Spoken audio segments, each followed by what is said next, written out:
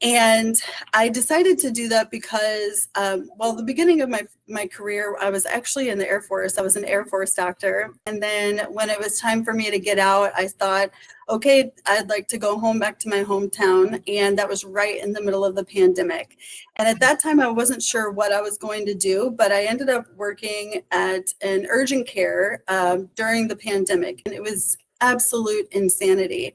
And that was my first look at civilian healthcare, where you have to ask permission to take care of the patient from the insurance companies, and nonstop phone calls and put on hold and prior authorizations, and then phone calls from the patient later who's upset because their CT scan wasn't covered.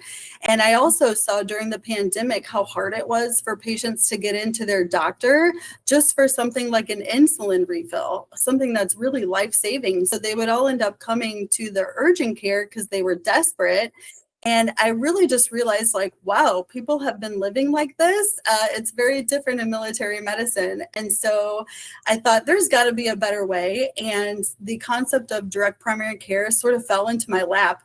I can't possibly fathom going any other direction. And so I very proudly admit I was fired from the urgent care for not following their algorithms and doing unnecessary tests or imaging. So they fired me because I was trying to advocate for good exam skills and patient finances instead of meeting their financial bottom line. And so I proudly say I got fired.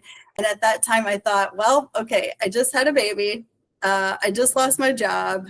And I guess I'm going all in. And thankfully, the community embraced me and enrollment started happening. And so far, it's been really successful. It's been great.